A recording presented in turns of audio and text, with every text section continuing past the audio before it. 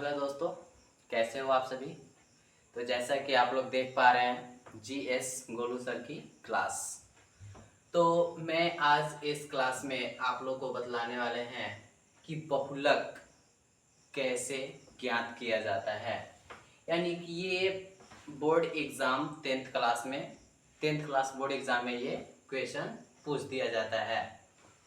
तो इसको सॉल्व कैसे करेंगे आज हम इस क्लास में बतलाने वाले हैं। तो सबसे पहले देख लिया जाता है कि पूछ क्या रखा है। निम्नलिखित बंटन का बहुलक ज्ञात करें, और ये हमको सारणी वहाँ पे मिलेगा। अब इसी सारणी की सहायता से हम बहुलक ज्ञात कर सकते हैं। कहेंगे सॉल्यूशन क्या करना है कि इसी सारणी की सहायता से एक और हम लोग को सारणी बना लेना है। फर्स्ट वाला में लिख देना है वर्ग अंतराल और बारंबारता। इसके बाद क्या किया जाता है, आइए आगे जान लेते हैं। सबसे पहले लिखेंगे सबसे बड़ी बारंबारता। सबसे बड़ी बारंबारता जिसको F1 से डिनोट किया जाता है। ठीक है, सबसे बड़ी बारंबारता जिसको F1 से डिनोट किया जाता है। एंड इसमें खोज लेते हैं सबसे बड़ी बारंबारता कौन है। सबसे बड़ी बारंबारता है 61, तो ये हमारा हो गया 61। ठीक है, अब जान लेते हैं और क्या क्या चीज होता है। और होता है F0। तो F0 आखिरकार होता क्या है, तो F1 के पहले वाली बारंबारता। F1 के पहले वाली बारंबारता F1 के पहले वाली बारंबारता कितनी है, 52।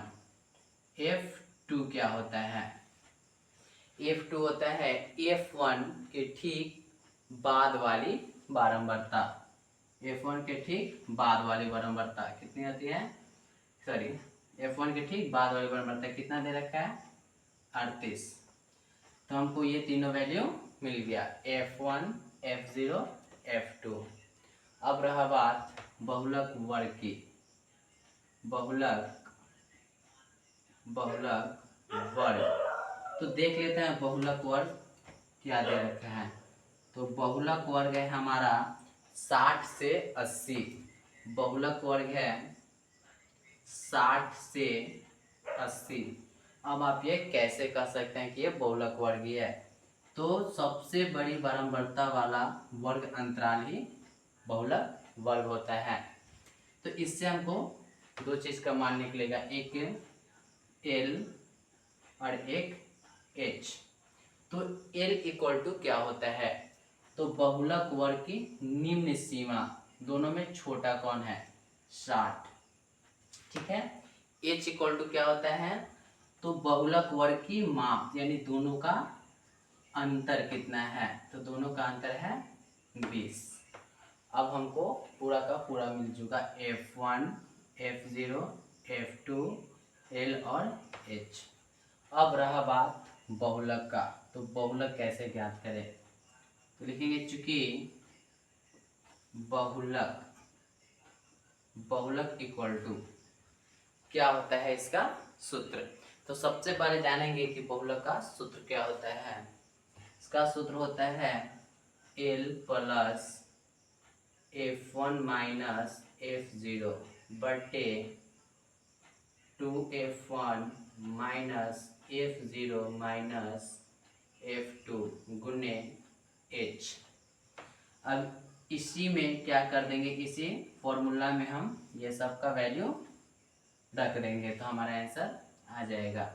L का मान कितना दे रखा है, 60 प्लस F1 कितना दे रखा है, 61 माइनस F0 कितना दे रखा है, 52 बटे 2 गुने F1 कितना है, 61 minus F0 52 plus minus F2 38 गुने h कितना दे रखा है 20। आइए इसको भी सॉल्व कर लेते हैं। तो कितना हो जाएगा 60 प्लस 61 में से 52 जाएगा, यानी 11 में से 2 जाएगा 9, 11 में से 2 जाएगा 9, 61 दूनी यानी 2 एकम 2 और 6 दूनी 12, माइनस ये दोनों को ऐड कर लेंगे क्योंकि एक ही जात का है दोनों, माइनस माइनस का। तो 8 2 10, 8 2 10, 5 3 8 है 9 गुने 20 इक्वल टू 60 प्लस 9 बटे, इसको इसमें घटा लेंगे तो कितना आ जाएगा 2 और 12, 12 में से 9 जाएगा, तो 12 में से 9 जाएगा आपका बच जाएगा, 12 में से 9 जाएगा तो 9 चला गया तो इधर 1 बचा और उधर 3, यानी कितना बच जाएगा 3। ठीक है, अब गुने 20 कर लेंगे।